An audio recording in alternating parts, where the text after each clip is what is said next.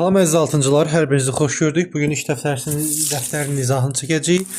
Dönəri Cəbrayıllı kanalında bunun mən dərsliyini paylaşmışdım. Bu günləri iş dəftərini paylaşıram. Siz də kanalımıza abunə olun. Yeniliklərdən xəbərdar olmaq üçün abunə olun.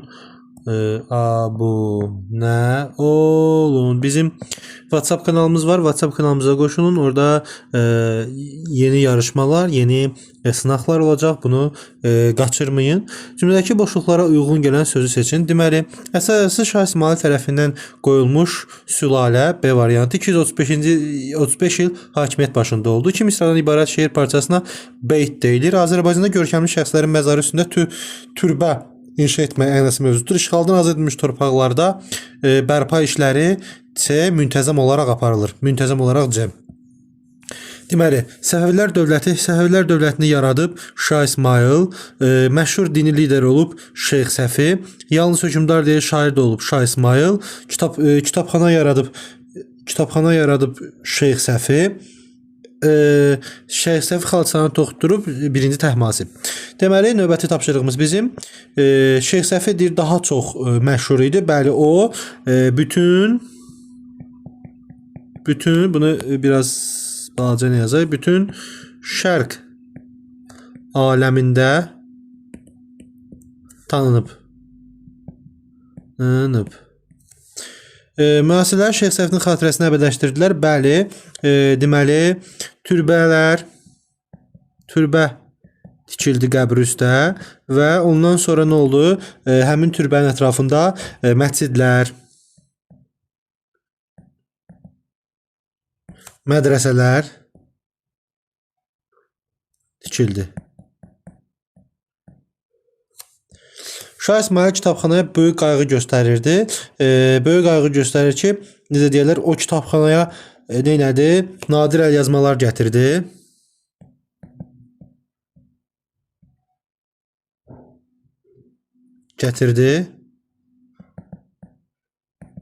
Binanı böyütdü.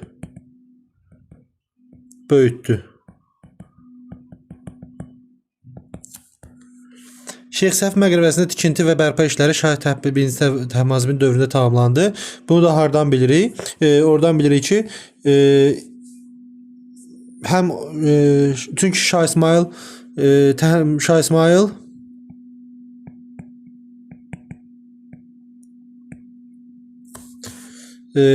vəfat etdi.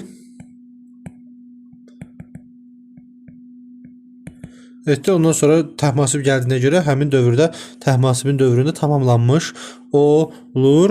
Şeyx Səfi xalçası ilə bağlı məlumat var. Toxunulması Şah 1-ci Təhmasib tərəfindən bu tapşırılaraq toxunulub xalça və həmin muzeydə, yəni kitabxanada yəni həmin türbədə saxlanılırdı və ondan sonra da onun aqibəti haqqında var da, görürsünüz ki, o Amerikaya aparılıb, iki hissəyə bölünüb, biri yarım, biri tam olub. Bunu əsərdə biz öyrənmişik. Növbəti keçirik. Deməli, birinci səbəbimiz nə idi burada? Müxtəlif ölkələrin alimləri Şeyx Səfi kitabxanasına gələrək araşdırmalar aparırdılar. Çünki burada nadir əlyazmalar vardı. Rus şərqşünasları kitabxananı ələ keçirmək üçün çara müraciət etdilər.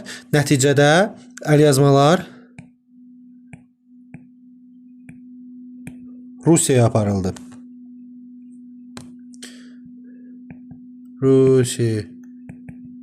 aparıldı. Ruhanilər kitabxana Rusiyaya daşınmasına icazə verdilər. Həmin vaxt icazə verməklə nə oldu? Əslində bu ola bilər. Rusiyaya aparıldı. Bunu buraya yazaq uşaqlar. Əlyazmalar Rusiyaya aparıldı.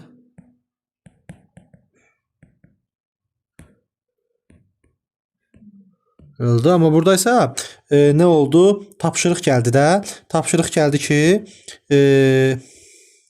Rus generalına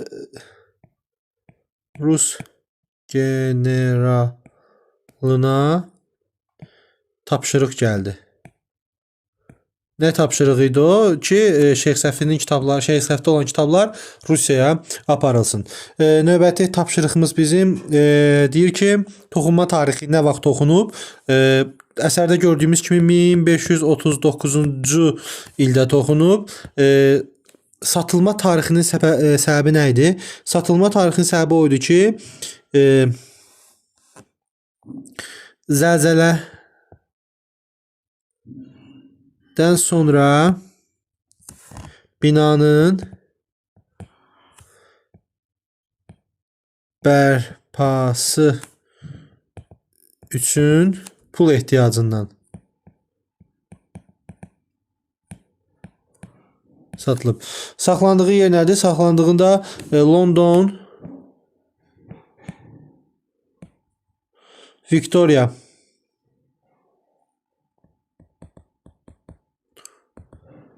ya və Albert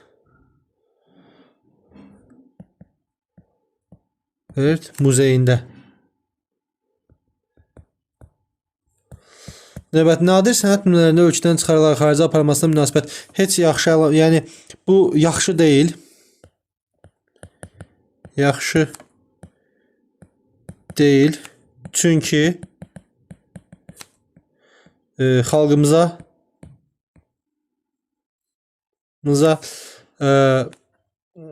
aid mədəni irs ölkəmizdə qalmalıdır.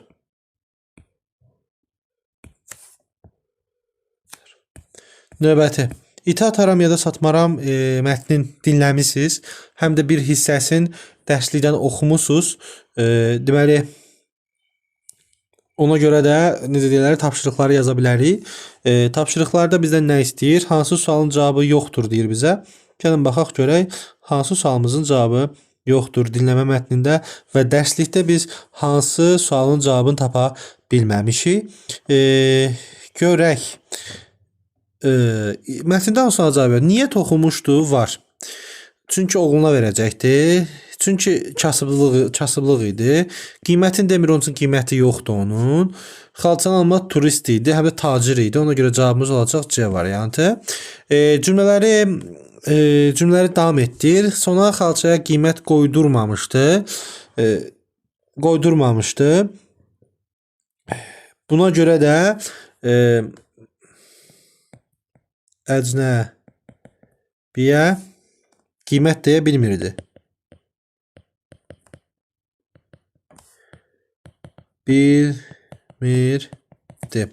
İngilis sanki xalçanın əlçi olduğuna inanmırdı. Buna görə də daha diqqətlə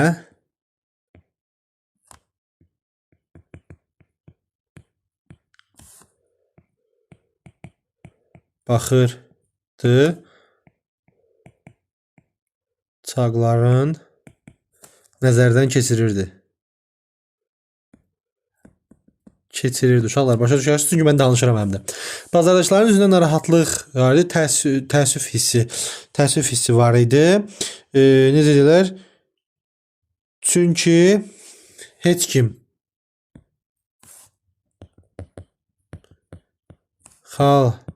xalçanın satılmasını istəmirdi. Sona xalçanı ingilisə satmadı, çünki o yadelli əlinə keçməyini istəmirdi. Cavan gəlin obrazının əsərin qəhrəmanı kimi qəbul yeni mətn qurub uşaqlar. Yeni mətni mən qurmuram, yeni mətni çalışın, özünüz qurun. Bu sizə xeyirdir və mən bunu yazsam sizi daha geriyə aparmış ola bilərəm. Bunu daha özünüz yazın. Özü bilirsiniz ki, mən yazıları yazmayam. Məni izləyənlər bilir və düşünürəm ki, sizi ancaq köçürməyə yönəltmiş olaram. Onlar sizin öz işinizdir. İsmi birləşmələri, qrammatik qaydalara baxaq. Deməli, möcüzə yaratmaq əgər feillənsə, bu feili birləşməyə gedir. Bu əsas tərəf isimdirsə, ismi birləşməyə gedir. Həyatı sevən feili birləşməyə gedir. Xəyallar aləmi ismi birləşməyə gedir. Günəş batanda feili birləşməyə gedir. Ulduzlar sarışarkən feili birləşməyə gedir. Ocağın istisi ismi birləşməyə gedir. Almanın üçü ismi birləşməyə gedir.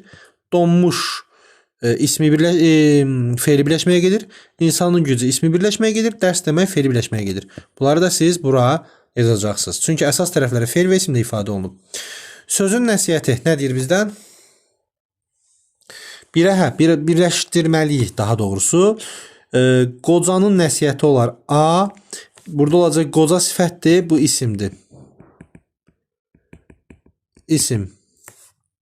Bulağın şırıltısı D. İsim.